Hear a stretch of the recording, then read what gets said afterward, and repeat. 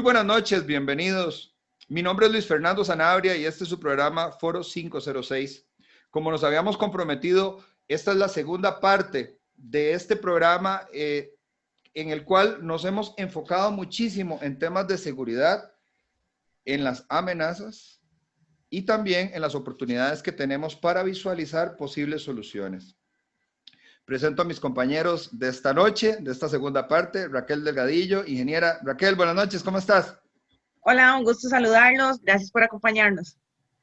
Y a mi compañero Alberto Boza Handal. Alberto, ¿cómo estás? Buenas noches. Buenas noches, muy bien, muchas gracias. Un placer estar aquí con ustedes nuevamente. Y pues bueno, nuevamente saludo a don Álvaro Ramos, experto en seguridad. Don Álvaro, quedamos en nuestra primera parte del programa con una pregunta. Yo le decía, don Álvaro, está siendo el tico muy ingenuo y no cree que con estas dádivas, con bonos, con ayudas, con estas ayuditas tipo proteger que debían haber sido, como decía uno de nuestros invitados, bonos trabajar para conservar los puestos de trabajo, o como nos dijo otro de nuestros invitados, bonos estudiar para que la gente no dejara el sistema educativo. No está comprando el costarricense el camino al infierno aceptando estas dádivas que son de muy corto plazo, considerando que estos regímenes propugnan una riqueza asquerosa en los líderes, pero una pobreza absoluta en el pueblo. ¿No cree usted que está siendo el pueblo cómplice y también víctima a la vez? ¿Cree usted que el pueblo está siendo engañado a través del marketing, a través de estratagemas como la UPAD? ¿Cuál es su opinión al respecto? Lo primero que tenemos que ver es el environment o el ambiente en el que nos estamos desenvolviendo. La pandemia no se parece en nada en materia económica, para empezar, que es el tema que a usted veo que el eje que le importa es la parte económica privada, personal, de las personas de menos recursos y también de los empresarios y también del gobierno. El Estado va a entrar en un problema económico de magnitudes nunca vistas. La pandemia no se parece a una recesión, ni siquiera a la Gran Depresión, en donde había factores de tipo bancario. Por ejemplo, la gran recesión que tuvimos del 8 y del 9, reciente, ¿verdad? De hace 11 años, que la sufrimos nosotros en el 9, pero los Estados Unidos y Europa, España particularmente, a partir de finales del 8, del 2008, son problemas circunstanciales, estructuras completas económicas empezaron a tener problemas, por ejemplo, por las hipotecas de las casas, para poner uno de los fenómenos que fue factor fundamental. Esto no se parece en nada a eso. Nosotros estamos como en una especie de coma inducida. Han oído hablar todos de las comas inducidas. Todos hemos tenido algún tío viejo o una abuelita vieja que hubo que inducirla para que pasara vivo unos días ahí a ver si se recuperaba, y si no, pues hemos oído el cuento desconectar, etcétera. Todos hemos visto. Esto es exactamente a un coma inducido. No importa cuánta plata tenga usted, usted no puede ir a hoteles. No importa, el pobre hotelero no puede actuar. Lo mismo sucede con los estadios, lo mismo sucede, imaginémonos, con un empresario de espectáculos. No hay ningún espectáculo. Entonces es una coma inducida económica. Esto tiene factores muy importantes de entender. ¿Sí? No importa cuánto usted en el lado de la demanda, usted le llene de plata a la gente o le quite la plata a la gente, que es en realidad lo que está sucediendo, también está sucediendo eso. Usted podría tener a la gente con plata y no puede ir a ver un espectáculo caro de Sabina o de Serrat, para decir dos. Me imagino que son caros. Yo no voy a espectáculos, pero nada más estoy diciendo. Esto es una coma inducida y nunca habíamos entrado en eso. Eso es lo primero. Luego, no conocemos nosotros, ciertamente el mundo tampoco había conocido, ni siquiera en la Gran Depresión, los índices de desempleo que se van a mantener en el tiempo. Nada más para que ilustremos un poquito con seguridad, materia de seguridad. Después de la invasión de Irak, la primera, los Estados Unidos tuvo un control de Irak y se perdió, al poco rato se perdió. Y un factor que se llegó a determinar era un factor compuesto de dos cosas. El primero es que el gobierno civil militar de los Estados Unidos de invasión licenció, es decir, dejó sin trabajo a todo el ejército y parte grande de la policía iraquí. Quedaron desempleados. y eran entrenados. Y ahí teníamos un factor problemático. Pero el factor que disparó la violencia increíble que hubo en las ciudades del sur de Irak y del centro de Irak, y un poquito al norte también hubo problemas, pero hubo más al sur, Basra, por supuesto Bagdad, etcétera, fue el desempleo. Cuando el desempleo de las personas menores de 26 años se incrementó extraordinariamente, en algunos casos llegó a 50 y pico, y se dice que en algunos casos a 60 y pico de desempleo, la violencia fue generalizada, tanto delincuencial como de bombas por todo lado, como de disparos, como de asedios. Se hizo una violencia general. Se dice que en las ciudades, cuando los jóvenes, y aquí vamos a tener los jóvenes de primeros, alcanzan alrededor del 35% de desempleo verdadero, estalla una violencia muy fuerte de tipo delincuencial y de tipo político, de los dos tipos. Entonces, eso estamos cerca nosotros. Yo he hecho cálculos con economistas muy calificados en este tema y me dicen, ya estamos acercándonos a ese patrón económico, a ese patrón fregado del desempleo. Costa Rica, si llega a ese empleo, particularmente con los hombres, vamos a tener una violencia muy difícil de controlar. Entonces, el tema de cómo manejar esto es complicadísimo. Y si algo están descalificados los del PAC, es en manejar problemas económicos. Uno de mis grandes miedos, si usted me pregunta, ¿cuál es un miedo más grande de lo que le pueda suceder al país que tenga un efecto inmediato? Para mí, el más grande miedo que yo tengo es una corrida bancaria. A nada le tengo más miedo que a una corrida bancaria, ni a una huelga general, nada de eso lo manejamos al final políticamente. Cuando hay miedo en una corrida bancaria que afecte a uno o dos bancos, ese elemento nos destruye a todos. No se acaba. Eso que hacen filas enormes la gente para sacar hasta el último 5 que tienen las cuentas de los bancos. Cuando eso sucede, y si para algo considero está descalificado totalmente este gobierno, es para una corrida bancaria. Cero confianza en la capacidad de ellos, la gente no la tiene, no importa lo que salgan diciendo, la gente va a ir a sacar la plata. Esto Don me Álvaro, sin embargo, bueno, usted estaba indicando que cuando se llega a un 35% de desempleo, de los jóvenes, entramos ya a un nivel de violencia ya que no es Y controlable. déjeme agregarle, de los jóvenes varones, ¿verdad? Las mujeres resisten más los desempleos, la crisis, sí. Los jóvenes varones no son manejables. Y en la parte anterior del programa también estuvimos hablando del tema de crimen organizado, etcétera. O sea, el tema de la violencia en este momento y el tema del crimen no lo podemos pasar por alto. ¿Considera usted que logró Laura Chinchilla reducir la delincuencia y la criminalidad? Si usted considera que fue así, entonces, ¿qué fue lo que ella hizo para lograrlo? ¿Y qué es lo que no estamos haciendo en este gobierno? Que estamos viendo la realidad, ¿no? Bueno, primero doña Laura, ella en lo personal tenía un interés político y técnico en las cuestiones de seguridad, todas. Había sido ministra de Justicia y también provisionalmente ministra de Seguridad en esa administración en la que fue ministra de Justicia, y durante la administración de Figueres había sido ministra y viceministra de Seguridad. Entonces venía fresca, venía muy fresca, vicepresidenta de la República con mando sobre eso, y venía muy fresca del tema de seguridad, ¿verdad? Tenía un esposo que también la ubicaba muy fuerte en los temas preventivos y toda esa cosa.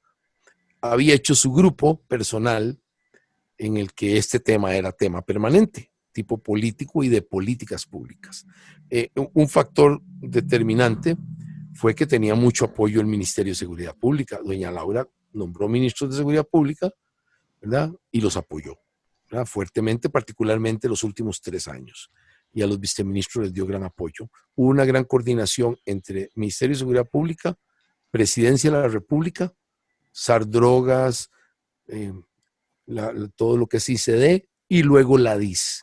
Se utilizó poderosamente los instrumentos de la DIS, tanto analíticos como de conexión internacional, para atacar los problemas criminales. Entonces, esta situación es la que determina claramente, doña Laura, hacer lo siguiente. Uno, aumenta muy paulatina pero fuertemente los niveles de membresía de la fuerza pública, particularmente la hace más grande, saca bastantes niveles de cursos y luego ejerce un fuertísimo gasto en materia de parque móvil, por ejemplo. Todavía están, vemos los Prado blancos, todavía vienen de los tiempos de doña Laura, están ahí, los vemos. Hace un gasto enorme de parque móvil que hace una expresión de fuerza.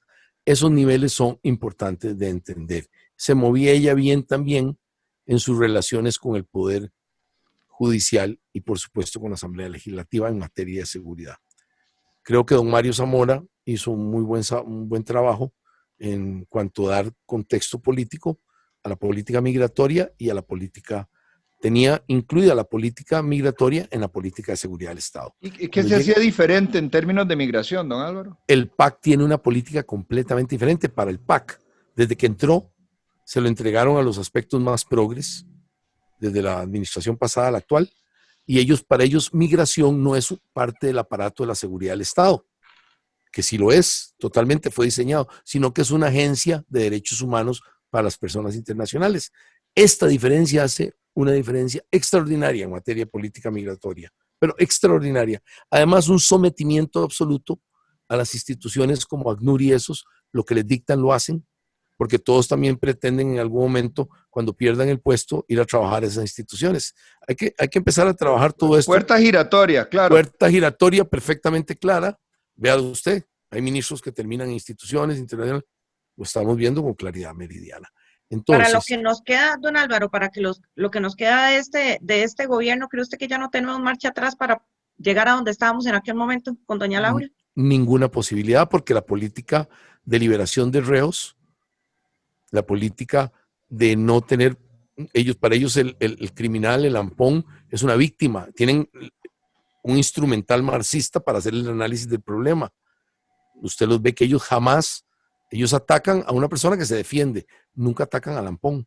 Usted nunca los ve políticamente. Usted ve que hay una matacinga, nunca usted nunca ha visto un personaje del gobierno ir a visitar a la viuda con sus chiquitos que le acaban de matar el marido jovencito, o al revés, al viudo o al novio que le acaban de matar la pareja. Nunca.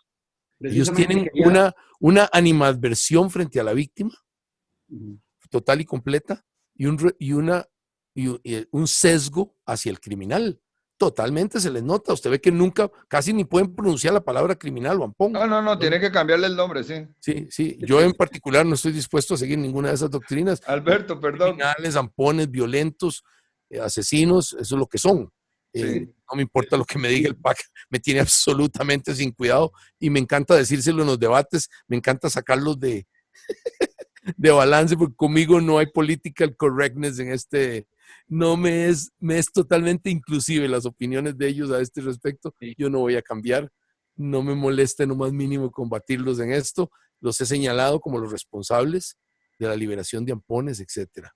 Ok, precisamente ese era el tema que quería tocar con usted, don Álvaro. Nos comentaba en programas pasados el diputado Drago Dolanescu que en lo que van de las dos administraciones del PAC se han liberado aproximadamente 14,000 reos. Notamos esta falta de empatía hacia la víctima y más bien como un sobreprotección, un proteccionismo hacia el victimario. ¿Hay una intención detrás de esto o es simplemente un tema de ideología que ellos quieren aplicar el abolicionismo penal por un tema de principios ideológicos o será que quieren más bien soltar delincuentes para crear inestabilidad? Las dos cosas.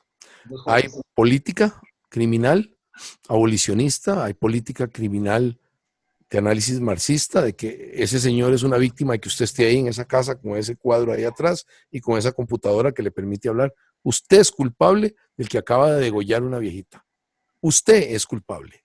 Y esta muchacha también, y este señor don Luis Fernando también. Porque vea, y el ciudadano que nos está viendo, ese es el más responsable. Es totalmente responsable. Y el criminal que degolló una viejita y la violó no tiene ninguna responsabilidad. Es una víctima del sistema capitalista. Esa es la mentalidad de ellos. Eso es lo primero. Lo segundo es la influencia enorme de figurones internacionales de corte marxista, particularmente argentinos, que han influenciado mucho esta teoría, particularmente argentinos. Y luego, ustedes han tocado un tema más oscuro. ¿Hay un afán desestabilizador? Y la respuesta es sí. Por supuesto que sí. Por supuesto que lo hay. Lo vimos en el caso de Chávez. ¿Será que quieren formar círculos bolivarianos? El Chávez lo hizo. Aquellos grupos metidos en los barrios de Chávez, justamente, sí. Chávez lo hizo. Tenía un montón de violencia, muchachitos en moto y a pie, etcétera, armados. Chávez los juntó, los organizó, les dio motos nuevas, les dio armas nuevas y se convirtieron en las primeras brigadas de choque del régimen chavista. Y además lo justificaba públicamente. Entonces, definitivamente los sí. famosos colectivos chavistas. Exactamente. Entonces, y aquí no hemos llegado a eso, ni mucho menos. Sería falso completamente decir que tenemos los colectivos afines al gobierno. No los he visto yo, pero sí tenemos figuras políticas que además solo esos pueden ser nombrados en ciertos puestos porque son los que mantienen la política de protección al delincuente. Y así ha sido sin parar eso. Nunca han podido frenar, nunca han construido verdaderamente las cárceles que se necesitan para contención de los criminales más peligrosos. Usted no los ve que nunca modifican ninguna verdadera ley. Por ejemplo, al revés, pasaron justicia restaurativa, que es una ley que va a permitir total y completamente impunidad para todo lo que sea el robo, que no es robo, le llaman hurto, el robo obviamente, van a robar a todo el mundo todo y no les pasa nada. Es al revés. Ellos han ido inyectando dos leyes en conjunto con otros partidos. No le he hecho la culpa solo al PAC, cuidado, no se la voy a echar solo porque es una culpa compartida. Dos leyes terroríficas, una que cómo vamos a controlar a los zampones, va a ser imposible. Una esta de la justicia restaurativa, que es un desastre completo, donde ninguna persona que hurte va a terminar en la cárcel.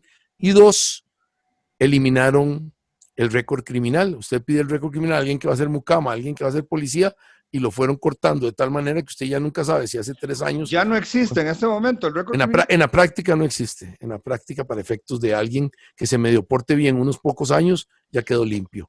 Entonces, es un desastre completo. El PAC, por supuesto, es partícipe de todo eso, pero cuidado, otros partidos también, ¿verdad? De esta no se salvan. Eso es una ideología que se les fue metiendo la Universidad de Costa Rica, la Escuelita de Derecho, la Universidad Nacional, Sociología, etcétera, se han metido en esto. Es parte de la sociología y del análisis marxista de las políticas criminales. Estamos pagando carísimo por eso, carísimo, pero sobre todo los pobres. Los que más sufren de esto son los pobres.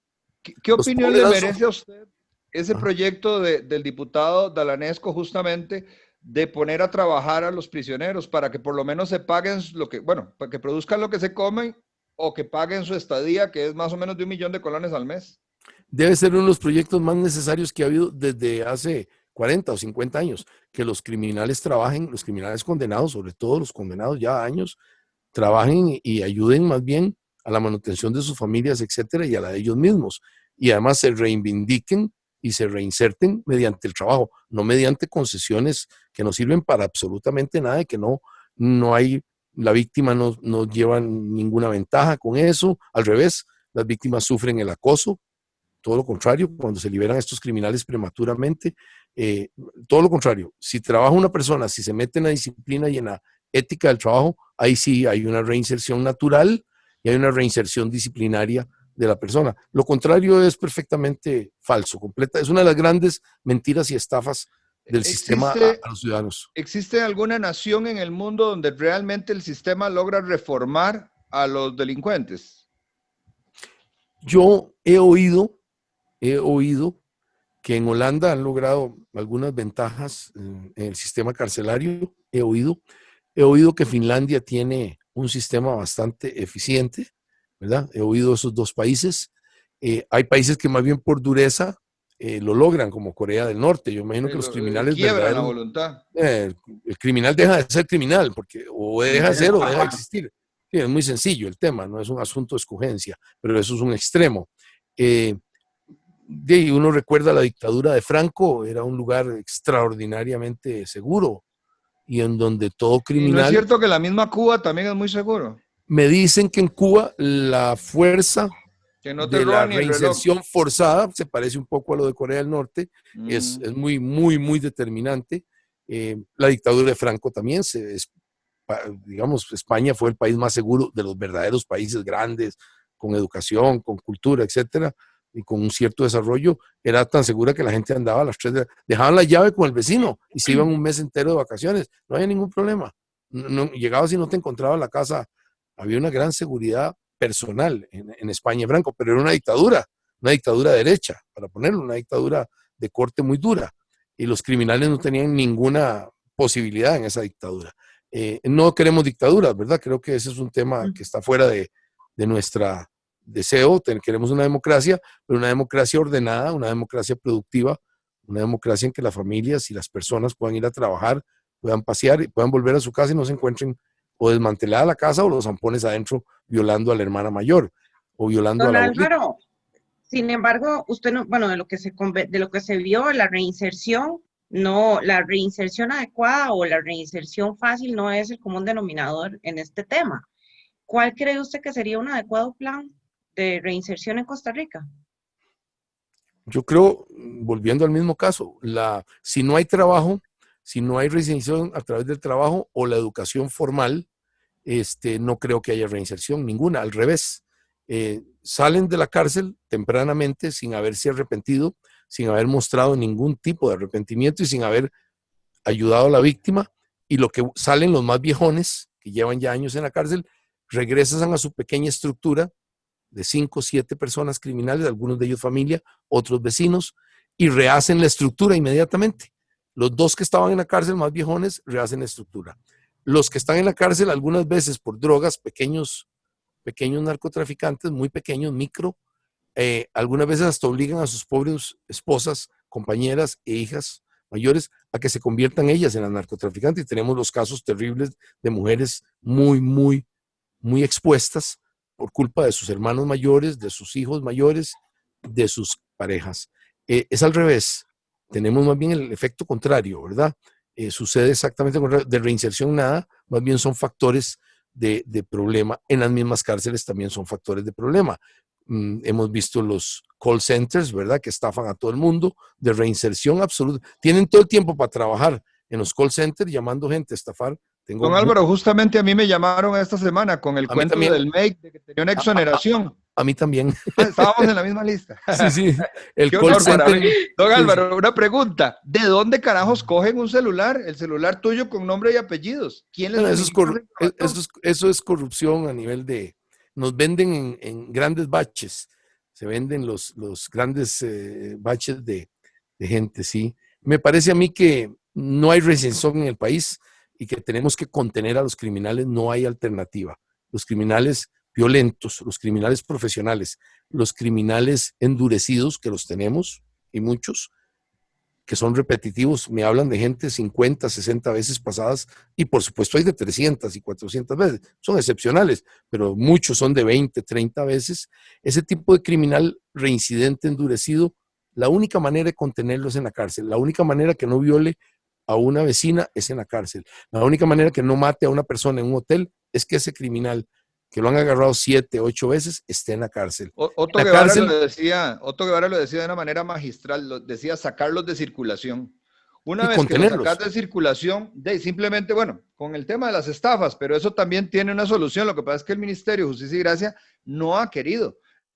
Le ofrecieron sistemas de verdad de bloqueo de llamadas y no escogió uno que redirige una ley para continuar. Y no lo han podido. Lo más sencillo, poner un sistema y bloquear las señales. Sí, y son unos mentirosos porque dicen que es que los técnicos no han llegado por la pandemia, ¿no? El sistema ya se instaló, pero no funcionó. He oído tanta mentira junta. Sí. Y eso es para favorecer a los criminales y para favorecer que... Don Álvaro, dicen que no hay nada mejor que un ejemplo, digamos, para poder tener un concepto mental.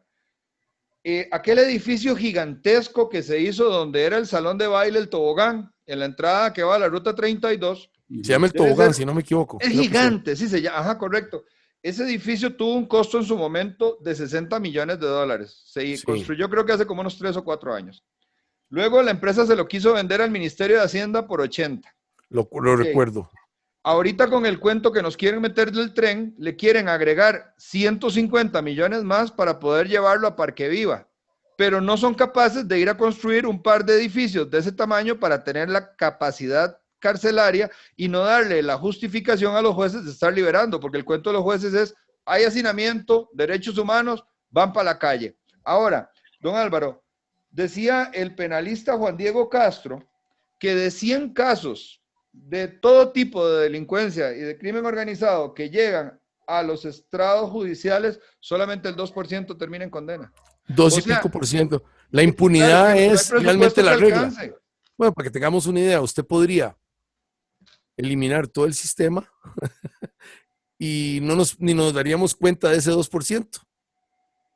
Si usted gasta esa plata en contención y represión de los delincuentes en la calle, no nos daríamos cuenta. Ese 2% no hace mella en la seguridad de cada uno de nosotros.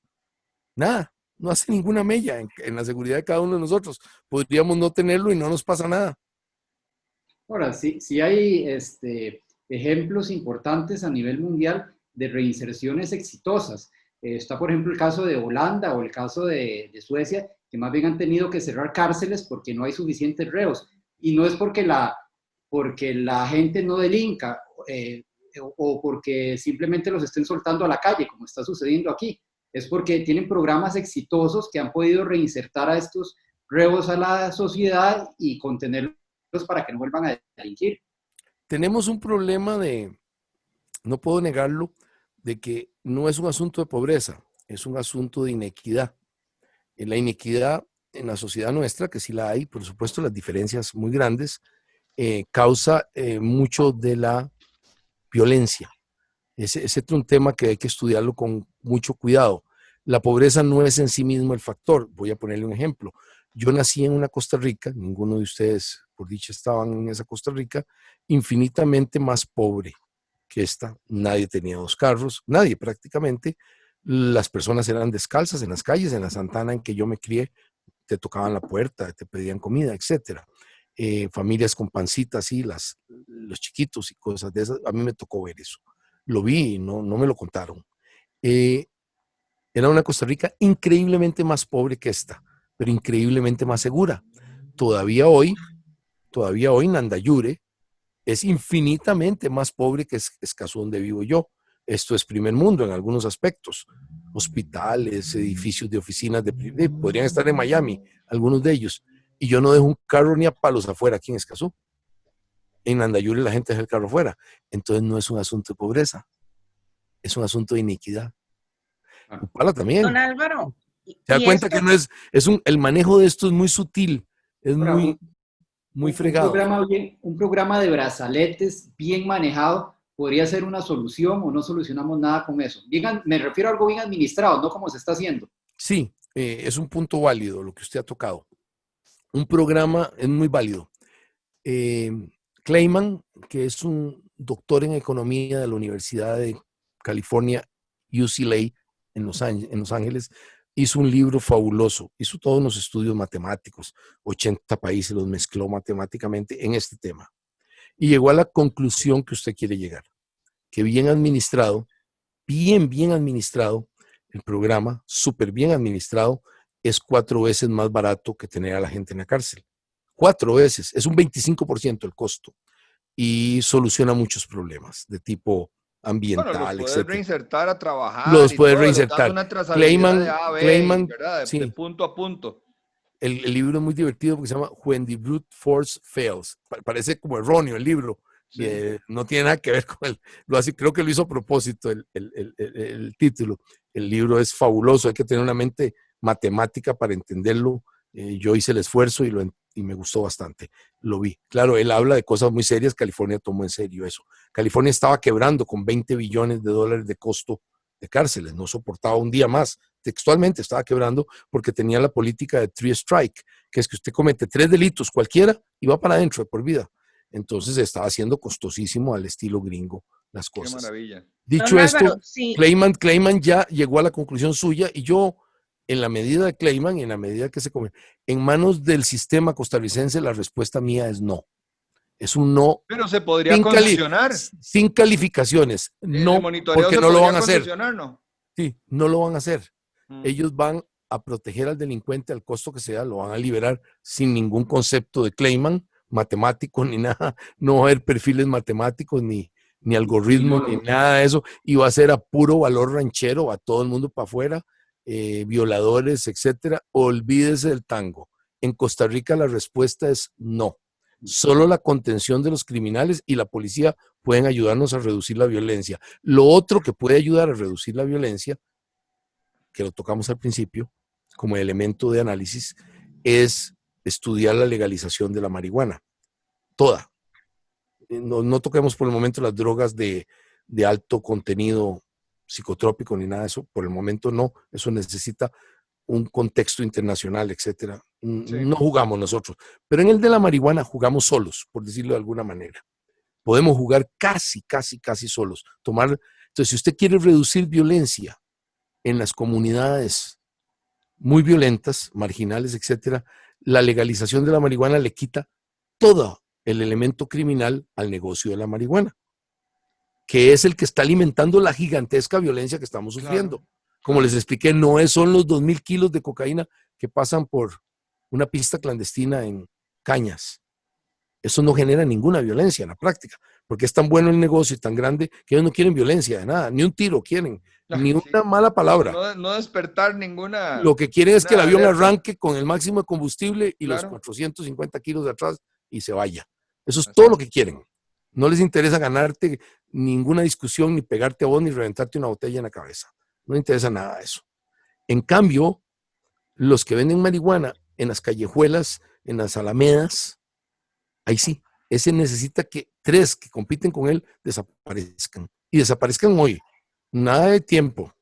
Ahí es donde está la gran violencia que estamos sufriendo. Y es la marihuana la que la genera, particularmente las marihuanas. Y eso lo comprobó la historia con el licor y la prohibición en los Estados Unidos. La violencia era terrible de los gángsters. Particularmente tenemos que ver la marihuana con mayor THC, que tenga mayor contenido de THC. La marihuana local es de bajo THC, no es de buena calidad. Vea que nunca hemos exportado marihuana. En cambio, la marihuana que viene de Jamaica o de Colombia con alto THC y algunas veces la producida hidropónica. Los pone muy locos. Exacto. Entonces tenemos un control de esa marihuana en la que ha generado una enorme violencia en las callejuelas. Normalmente el narcomenudeo, el que vende en las alamedas, como dice usted, que vende marihuana, no solamente vende marihuana, también vende puntillas de coca, vende... Sí, claro. Ahora, eliminamos la marihuana de ese negocio, de esa competencia, pero hay otras drogas que van a reemplazar simplemente, y el que vende menudeo ya no va a vender marihuana, pero va a vender crack, tal vez. O sea, ¿no? Pero baja el consumo, es completamente diferente la distribución. Álvaro, ¿y visualiza usted la legalización de la marihuana en Costa Rica? Irremediablemente la vamos a legalizar. Pero este partido de gobierno es muy progre, debería haberlo hecho, ¿no? No lo sé por qué no lo han hecho, para mí es algo... Sí, es raro. Es raro porque la legalización, si usted quiere reducir violencia, yo no estoy entrando en consumo, claro. Yo nunca he probado mi vida desde que era muchachito, fui miembro de la fuerza pública, era jovencito y estaba metido en eso, me tocaba detener a los consumidores, es ridículo eso, pero detener a consumidores en absoluto, yo participé en eso, ¿ok? De detener consumidores y eso, lo cual es una anomalía muy tonta, pero esa era la ley en ese tiempo y no hay mucho que hacer. Yo soy partidario que sí tenemos que tener la discusión de la legalización si queremos reducir violencia. Si no queremos reducir violencia, no hay nada que hacer, porque yo agarro ahorita un billete de 10,000 pesos, mañana en la mañana, se lo doy a un muchachito de 15 años en cualquier colegio, de cualquier lugar de la República, y le digo, vaya, cómpreme, y la puede comprar. Estamos en venta libre. Dígame cuál droga no puede comprar con 10,000 o 20,000 pesos en la mano cualquier muchacho o muchacha. Dígame cuál no. Si la venta es libre, en la práctica hay una venta libre. Entonces yo preferiría eso controlado. En el caso de la marihuana, repito, las otras drogas juegan diferente, ¿verdad? Don Álvaro, cuando fueron las elecciones, la primera ronda y la segunda ronda, que ya el partido de Fabricio apuntaba a un primer lugar, a mí realmente me ilusionó mucho verlo a usted ahí en el equipo, porque me parecía que la cosa finalmente se iba a poner en orden, pero bueno, lamentablemente no se dio y no sabemos, realmente no sabemos. Yo creo que nadie podría pensar si hubiera sido mejor, digamos, como un gobierno, como un todo, ¿verdad? Pero a mí algo me dice que muy probablemente hubiera sido mejor en lo económico, mejor en la seguridad, mejor en otros aspectos, porque ciertamente si hay que reconocer algo de Fabricio es que yo creo que se sabía rodear de personas muy capaces. Don Álvaro, el tiempo se nos fue volando y tenemos que hacer el cierre de esta segunda parte también, no sin antes invitarlo nuevamente, por favor. Con mucho gusto. Que venga porque nos quedaron muchos temas por fuera. Nosotros usualmente terminamos el programa con una dinámica que se llama Si yo fuera presidente, pero en el caso suyo es si yo fuera el consejero en la parte de seguridad del presidente.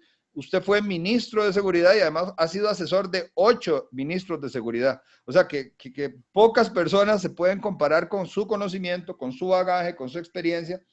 ¿Cuáles serían puntualmente esas 3 o 4 cosas que usted le diría hoy al presidente Carlos Alvarado para contener esta visión que usted nos da de una posibilidad no solamente de tener la violencia que tenemos hoy, sino que se nos haga más grande? Entonces, ¿cuáles serían esos 3 o 4 estrategias que usted diría puntualmente esto es lo que hay que hacer?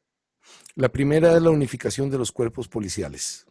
Para evitar redundancias, estamos con una escasez terrible de personal y de recursos.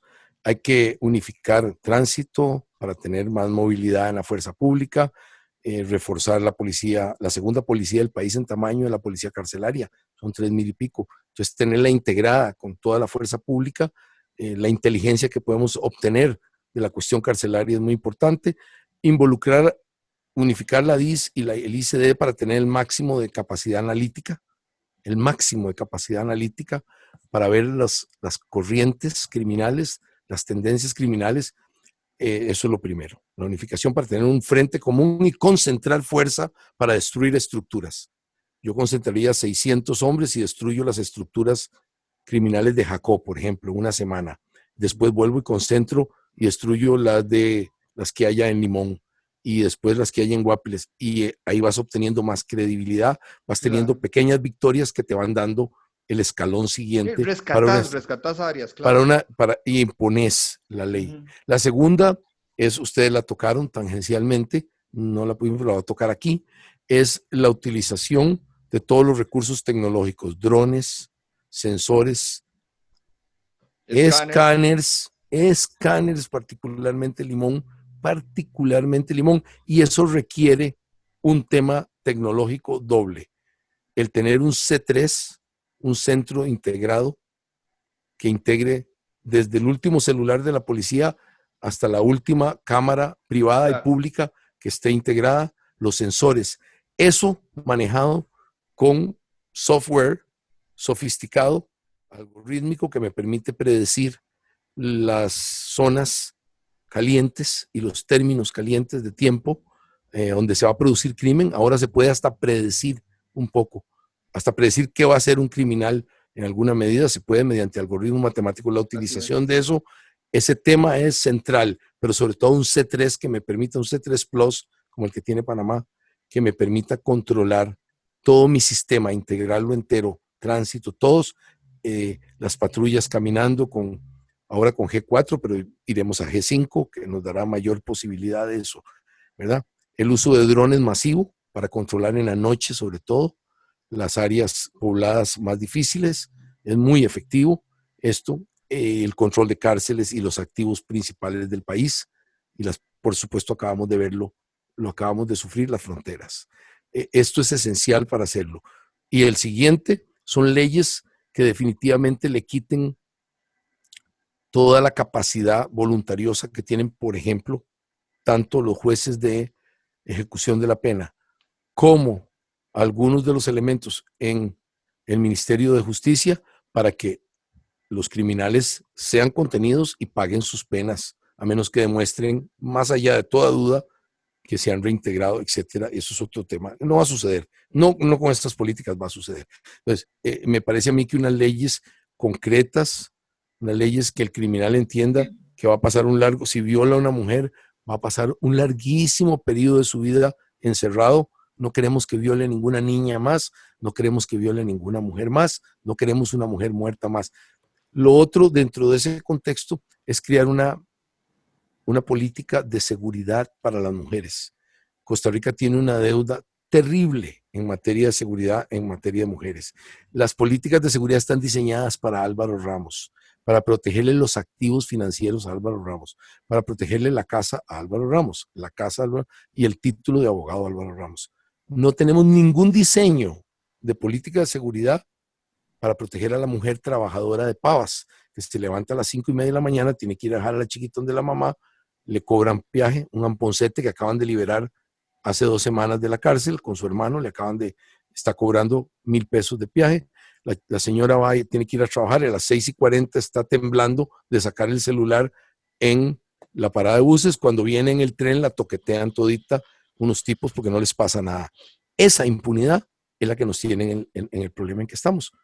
Eso es exactamente el diseño de una política de seguridad, donde las mujeres sean protegidas en el transporte público. Este diseño, y si hay que entrenarlas, yo no tengo ningún problema con eso. A mí no me asustan las babosadas del patio. A mí me encantaría que las mujeres si hay que entrenarlas, porque yo no conozco y... ningún cobarde que haya violado a una mujer con una pistola entrenada. No lo conozco. Me lo tienen que traer el primero. Me encantaría verlo porque lo meto en un frasco de formol para que no se me deshaga. Tenerlo enterito, el maldito. Yo no tengo ningún problema en entrenar a todas las mujeres que se quieran entrenar para que se defiendan de los violentos, de los violadores, de los que usurpan de su libertad o que crean que son personas. Este tema para mí, y el gobierno es como tocarle de nada, nunca lo hará. Nunca entrenará a las mujeres, nunca las hará, porque porque claro, si tenemos que entrenar a las mujeres que estudian, que trabajan, ¿a quién van a afectar? A sus amados delincuentes juveniles y eso. Esos van a ser las verdaderas víctimas de esta política, no las mujeres. Entonces, yo sí cambiaría radicalmente eso, y eso implica cambiar muchas leyes, que lo haría sin temblarme la mano ni un instante, ¿verdad? La contención de los criminales sí es mi política. Yo creo que el criminal que está contenido no puede cometer un delito. Y eso para mí es claro, blanco y negro. Lo demás está bien, acepto que lo que estábamos hablando, podemos discutir lo electrónico, etcétera, totalmente de acuerdo. Pero antes de eso, yo necesito contener la violencia. Si no se contiene la violencia, todo lo demás es pura paja. Y no va a haber reactivación económica y no va a haber economía, se nos va a caer la inversión, porque también hay que entender una cosa. Estos femicidios, estos asesinatos, violaciones a mujeres tan terribles que estamos viendo lamentablemente con demasiada frecuencia, resuena afuera. Es un mensaje que resuena afuera. O sea, tenemos turistas que han venido, que confiaron en el país, biólogas, especialistas, una española, o sea, gente que ha confiado realmente en este destino, y finalmente termina esta muy mala información, esta muy mala publicidad, rompiendo todo lo demás. Don Álvaro, muchísimas gracias por habernos acompañado. Muchas gracias a todos. Y el programa anterior. Agradezco muchísimo a Raquel Delgadillo, mi compañera, Alberto Boza Handal. No sé si quieren hacer algún comentario de cierre. Sí, yo quería comentar brevemente. Bueno, evidentemente el país está pasando por tiempos muy convulsos, ¿verdad? Hemos hablado con diferentes personas en el ámbito político, económico. Tenemos una crisis económica, tenemos una crisis sanitaria, tenemos crisis en educación también, y evidentemente también tenemos una epidemia de criminalidad. Los retos son enormes para sacar este país adelante. La tarea es una tarea titánica, pero después de conversar y analizar tantas propuestas con personas tan preparadas como usted, don Álvaro, más que sentirse uno pesimista por estar en esta situación, más bien me llena de optimismo saber que contamos con personas como usted, que da aportes que en realidad son aportes valiosos y que podríamos salir adelante. Podría hacernos salir adelante. Muchas gracias. Voy a hacer un colofón a eso. Usted me pregunta, ¿podemos salvar al país? La respuesta claramente sí, por supuesto. Claro, no venimos de ninguna guerra civil, no estamos dominados por los carteles de mexicanos todavía, no tenemos a todas las autoridades compradas por crimen organizado local o internacional, eso no es cierto. Podemos salvar todavía, el sistema financiero todavía está relativamente sano. Así es que me pregunta, ¿se puede salvar el país? Claro, totalmente se puede hacer, y podemos rescatar a la fuerza pública y darle su lugar para que nos proteja. Y la respuesta sí, claramente. Y los tribunales es más difícil. Siempre me he topado con soy viejo abogado, soy hijo de abogado, soy sobrino de abogados, bisnieto de abogado, todo. Nadie puede decir que no conozco el sistema, soy padre de abogado también. La respuesta es uno de los grandes problemas del Poder Judicial. Es un tema en muchos temas, ¿verdad? Pero en este tema es vital, y sí tenemos un problema de mentalidad. Esa es la contención, claro. Y de doctrina militar perdón, de doctrina judicial que nos hace casi imposible, no importa lo que usted haga. Yo siempre pongo un pequeño ejemplo, y quiero terminar, qué pena atrasarlos más. En el sur de los Estados Unidos existe una leyenda, una idea de lo que se llama el rapto del pueblo. Yo soy católico moderado, pero los evangélicos del sur de Estados Unidos tienen como 7 libros, 8 sobre eso. Hay muchos libros, pero hay una serie, se llama The Rapture, el rapto del pueblo, que Dios va a venir, el Dios, como lo ven ellos, y va a raptar a 144,000 justos, y todos los demás nos vamos a quedar aquí agarrándonos con las legiones del patas. Estamos de acuerdo en eso. Bueno, si ese Dios viene y se lleva la fuerza pública, 16,000, 15,500 para el cielo de Costa Rica, y nos deja sin fuerza pública, dice, no, les voy a dar la mejor policía del mundo. Les voy a dar la policía del cantón de Zúrich. 1,80 y pico de altura, 3 idiomas mínimo hablan todos tienen 2 carreras, todos o más. Los hombres son militares de servicio activo, es decir, están aptos para violencia militar, no solo violencia criminal. Tienen formación democrática, la Suiza es legendaria, no son policías dictatoriales, ni mucho menos, son serios, son cumplidores de la ley. Tienen una salud perfecta y todo para efecto. Se los pone aquí en el centro de San José y les dice, vea, no se me pierda mucho con 2,000 kilos por allá en Nandayure, no, concéntrese en los 5 delitos que son el 94% de los eventos criminales del país. El bajonazo, el asalto a la casa, que le roban el celular a la gente, etc. Usted le dice a los coroneles suizos, esto es lo que hay que hacer, concéntrese en eso y no tampoco se vaya a perder el tiempo a las montañas, no, quédeseme aquí en los distritos más jodidos de San José. En 48 horas, los suizos que no entienden de bromas, agarran a todos los zampones, son facilísimos de agarrar, no es un tema muy difícil. En las paradas de bus se los arrestan y las carcelitas del OIJ estarían como sardinas, ¿verdad? De llenos. Hay que pedir ayuda a la embajada de Japón para que nos preste aquellos del subway de Japón con guantes blancos que empujan a la gente para empujarla, de tanto ampón que hay que meter a las carcelitas. ¿Y qué sucede 48 horas después? Todos están en la calle. Exacto. Le acabo de dar la mejor policía del mundo.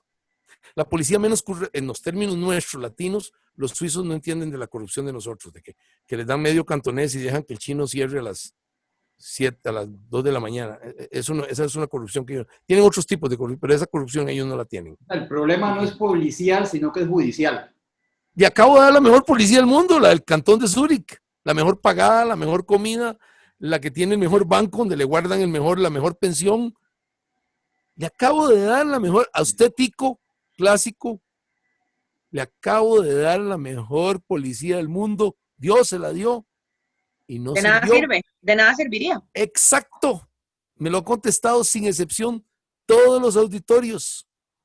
Yo le traje a usted la policía del cantón de Zúrich y no sirvió 48 horas después. No funcionó. Entrenada, seria, formal, la corrupción de nosotros no la entienden. No entienden que un amponcete les dio de los 5 celulares que ya robado le da 2 y ya el maestro se hace eso no entienden de eso los suizos. No tocarían el celular. La abuelita les enseñó que usted no toca el celular de nadie. ¿Ok? No sirve. En lo que no sirve es el sistema judicial. Se lo acabo de demostrar con un simple ejemplo. Sencillo. Le di la mejor policía y todos ustedes, ni uno solo me dijo, ahora sí nos salvamos. No. Lo peor. Acaba de suceder lo peor. Trajo la mejor policía y no sirvió el sistema. Los criminales se empoderan. Ahora sí sucede lo peor. Bueno, los eso criminales nos reafirma... sueltos se reafirma su enorme poder y Claro. su legitimidad en la Alameda 36. Nos dicen, de ahí me llevó el suizo, el coronelito ese suizo, y no me pasó nada. ¿Se dan cuenta? ¿Quién manda aquí? Aquí se me hace caso a mí y va cayendo con el camay. Va cayendo con los 1,000 pesos para dejarla salir a usted a trabajar. ¿Te das cuenta dónde está el problema? Claro. Ni es cárceles, ni es esto. Es un problema de mentalidad pro delincuente. Mientras no cambiemos eso, por eso me preguntó el presidente que lo primero que quería. realmente eso es lo primero, realmente eso es antes, porque todo lo demás que importa lo que usted haga, no funciona. Porque usted tiene el mejor sistema electrónico y usted dice, ahí va aquel lampón que lo capturamos ayer, ahí va aquel lampón, mira, ¿dónde va aquel? Mira, le arrebató a la gringa la bolsa. Ahí, ese es el mismo lampón que capturamos ayer, ¿y cómo es que está libre hoy? Y usted tiene el mejor sistema de cámaras que siguen al lampón, así como en las peliculitas de los gringos. Va siguiendo el lampón y mira, más bien le sirve de burla a usted, que de nada le sirve tener un super sistema porque el lampón lo vuelve a capturar y lo vuelven a liberar el viernes. Bueno, aquí tenemos el tema para el próximo programa, ¿cómo reformamos el Poder Judicial? Muy buena esa idea, la apoyo 100%. Si ese no es, si no se hace eso, ya le traje a la policía de Zúrich, ya para qué se va a joder más. No, bueno, don Álvaro, luego, muchísimas señores, gracias de verdad por su gentileza, por su mucho generosidad. gusto. Una vez más, gracias a mis compañeros.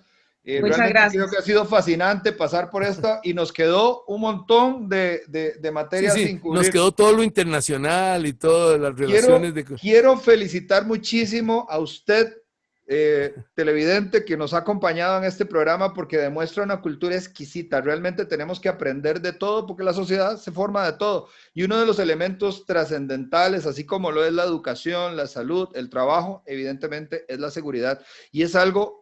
Vamos a ver, a menos de que tengamos una gran fortuna para acorazarnos y meternos en un condominio, de lo contrario tenemos que pensar muy bien el voto, saber muy bien a dónde y a quién escogemos, porque efectivamente si estos cambios, como nos dijo don Álvaro, no se ejecutan, la realidad va a ser espeluznante. Muchísimas gracias, buenas noches, feliz semana. Hasta luego, gracias. Hasta luego, buenas noches. Gracias.